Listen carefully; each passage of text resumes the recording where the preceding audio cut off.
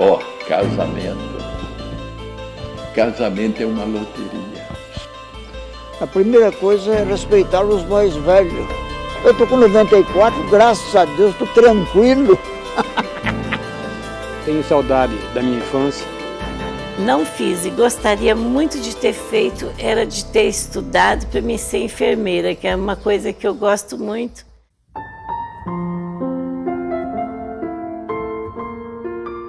Os jovens de hoje em dia, eles devem ouvir muito bem os conselhos dos mais velhos, procurar viver em ambiente sadio, né, sem muitas extravagâncias, porque a maior parte estão sendo extravagantes, né? A primeira coisa é respeitar os mais velhos, ser honesto, né?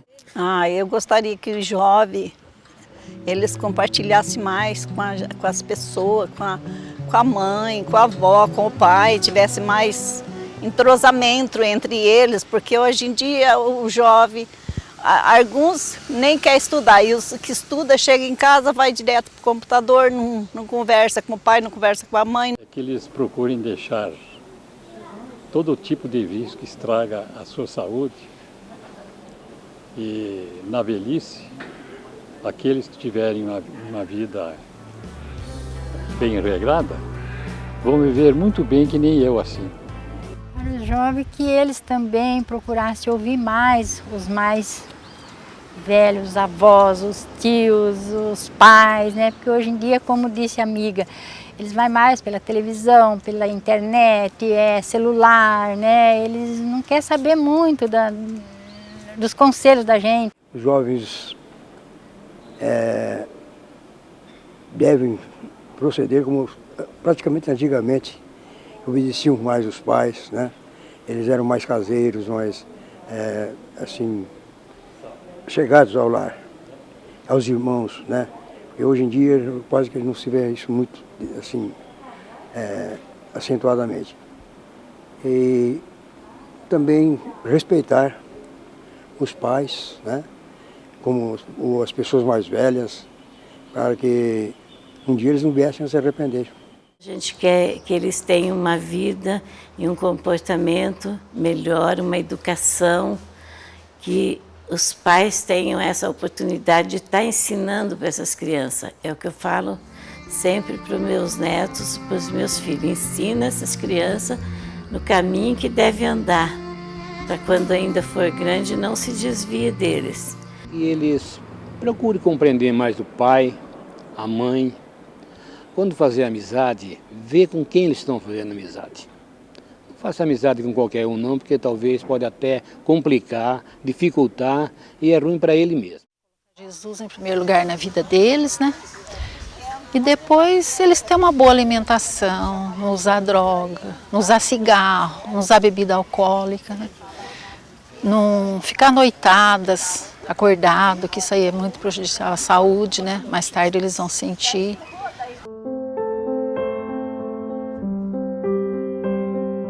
Se conhecerem muito bem em primeiro lugar, antes de se casarem. Porque hoje, infelizmente, a gente vai num casamento com toda aquela alegria, dali a pouco, quando a gente menos sabe da vida deles, estão se separando. Ninguém é perfeito, né? Todos nós temos defeito. Meu marido tem defeito, eu tenho. E que a gente tem que um entender o outro. O homem não quer trabalhar, a mulher já manda, o homem já manda a mulher ir para um serviço, já manda ela empregar numa firma, porque aí ele fica dormindo depois do almoço dentro de casa. Casamento. Casamento é uma loteria. Só Deus é quem sabe. O problema, para vocês que são moços e moças, Ave Maria, para vocês casar, vocês têm que pensar 50 vezes e mais uma vez por cima dos 50. Então, os casais hoje em dia pensam muito em vou casar, se não der certo, separa. Isso é muito ruim, pensando dessa forma. Nós temos uma experiência já de 69 anos de vida conjugal e chegamos à conclusão que temos diversos aspectos, mas o primeiro seria Jesus no coração. o segundo seria amor,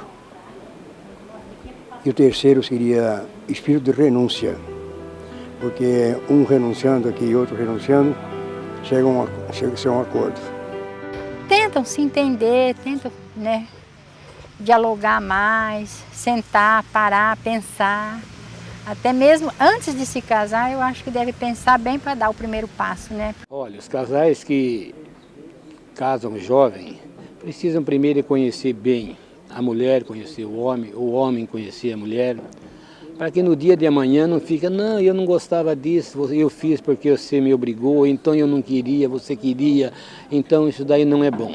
É bom que se entendam primeiro, antes de casar, porque depois de casar não vai mudar nada não. Se não se aceitar antes, depois não adianta. Certos casais que eu conheço, né, que eles não têm diálogo, não conversam com o outro, e eu acho que a pessoa, assim, tinha que conversar mais. Pensar como vai ser a vida depois de casado, tanto emocional como financeiramente, né, que é o que mais precisa, né, porque muitos casais estão se desfazendo pela vida financeira. Eu arrependo de ter feito muita coisa errada, porque perfeito não tem ninguém aqui na terra. Muita coisa errada eu fiz, mas graças a Deus Ele está me dando vida e vida em abundância.